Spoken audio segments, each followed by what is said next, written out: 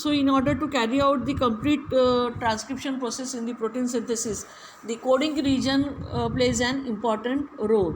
The coding region is the exon. So the intron should be removed by the help of with the help of enzyme nucleases, and the continuous stream or sequence of the exons are seen to be interconnected to each other, so that the continuous gene or the continuous coding sequence will be carried out. So the non-coding sequences of the gene, they are also called as the spacer DNA or intervening sequences, and they do not form parts of messenger RNA. The whole gene is transcribed as a heterogeneous nuclear RNA. The non-coding or intronic regions of RNA, they are removed by means of enzyme nuclease, whereas the exonic regions of RNA, they are forming the continuous sequence of the exons to be interconnected with each other. And for this joining, it requires a single chain the exonic regions of RNA, they are joined together to produce a single chain of RNA required for functioning as translational template. The phenomenon of removal of non-coding regions and fusion of coding parts of RNA is called splicing. So this process of removal of the non-coding region, that is the introns, and fusion of the coding part, that is the fusion of the exon parts of RNA, is called as the splicing. So the freshly formed messenger RNA undergoes several changes at 5' and 3' ends. It receives a cap at the 5' end and polyadenylate, that is poly A tail, at the 3' end. The tailored messenger RNA is then transported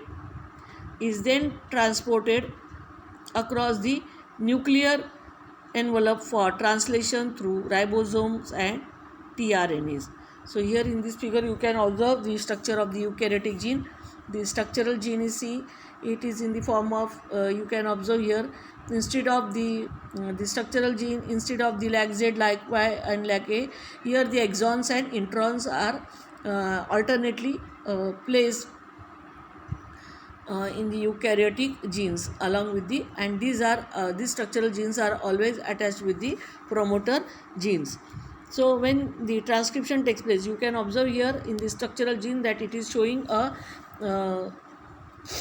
one end starting with 5' and ending with the 3', whereas the other strand end, it starts with the 3' and ends with the 5'. So this particular structure is of the DNA, which shows the eukaryotic gene structure, in which you will observe that the structural gene, they are present in the form of exons and introns. Exons are the coding regions and the introns are the non-coding regions. So to carry out the process of transcription in the protein synthesis, there requires a continuous sequence of the genes so that it will get coded, or the transcription process will be carried out with the help of messenger RNA, and the protein synthesis will take place. So there is a must to remove the introns from this exons from this eukaryotic gene, which is alternately arranged, as the introns are the non-coding sequences. So the removal of introns is done by the enzyme nuclease, and the exons now after the removal of introns, the exons are interconnected with each other by means of in the form of a single RNA chain or a single RNA template, and the one end of the gene is having 5' end and ending with the 3', and the other is having the 3' and ending with the 5'. So the 5' end is we can say it is capped with the, it receives a cap, and the 3' and polyadenylate tail is seen at the 3' end.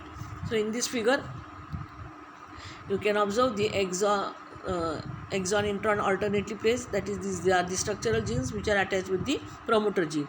So when the transcription takes place, the joining of the exon, the removal of the intron takes place by the enzyme nuclease, and the joining of the exons, which is shown here in the dark colored, black colored one structure, these are the exons.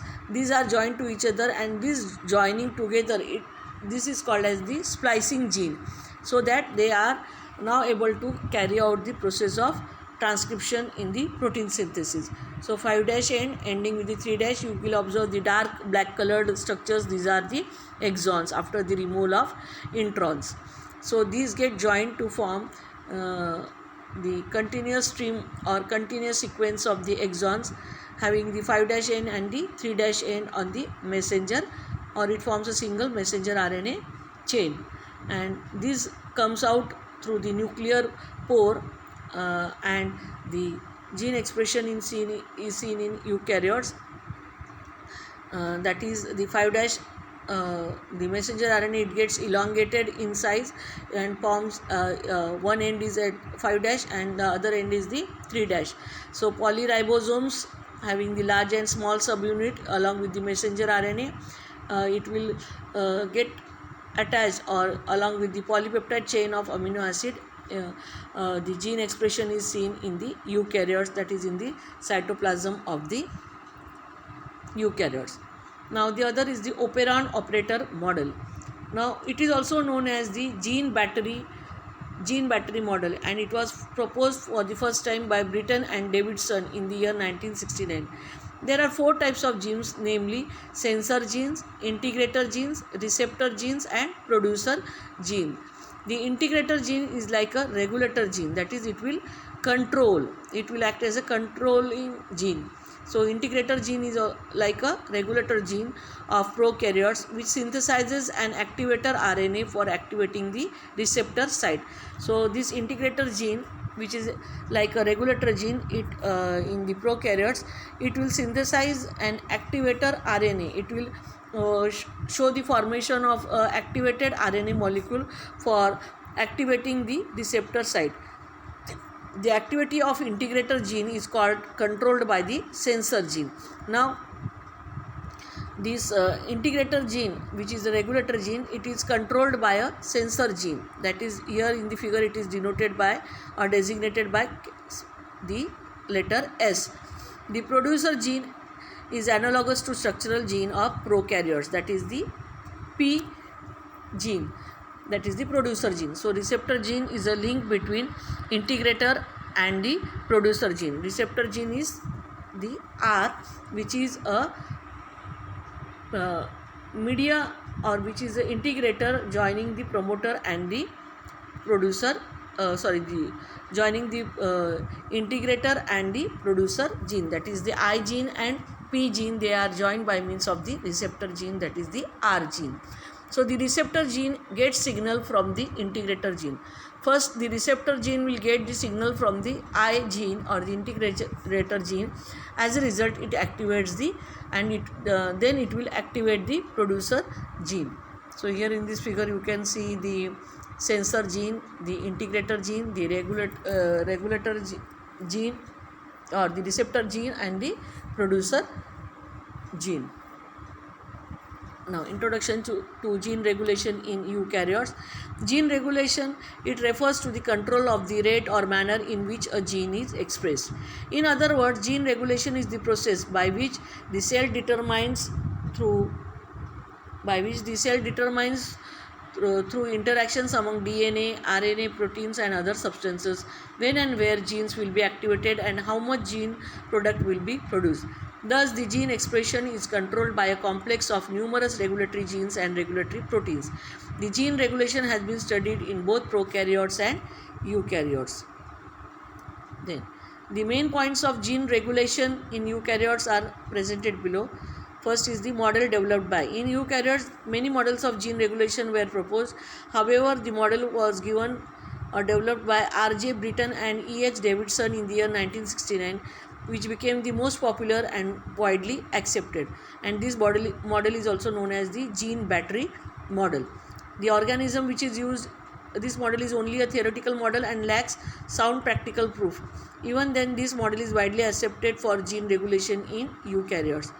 Then the genes involved, they are the in the Britton and Davidson model of eukaryotic gene regulation, 4 types of genes are involved. They are the sensor gene, receptor gene, integrator gene and the producer gene.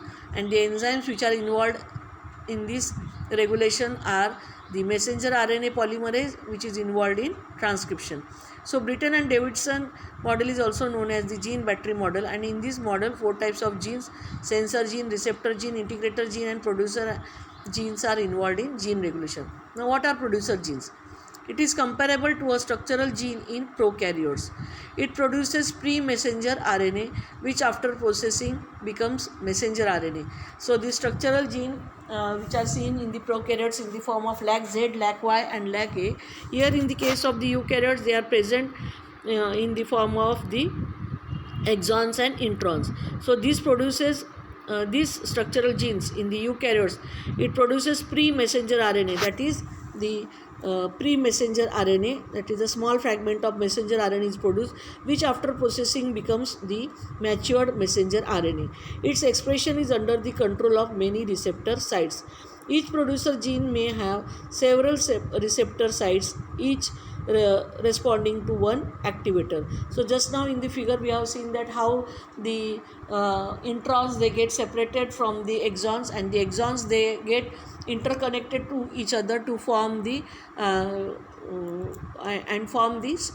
and now they are called as the splicing genes. So these splicing genes they are present or formed inside the nucleus, and they come out of when they are present in the nucleoplasm of the nucleus, they are present in the small fragment of the exons or the splicing gene joined together to form a pre-messenger RNA. So when they come out through the nuclear pore of the nucleus, that is, nuclear pore is the opening of the nucleus. So when this messenger RNA, pre-messenger RNA, it comes out from the nucleus into the cytoplasm of the eukaryotic cell, you will see that the pre-messenger RNA will get now converted into the messenger mature messenger RNA, that is it will get elongated in size. In the nucleus cytoplasm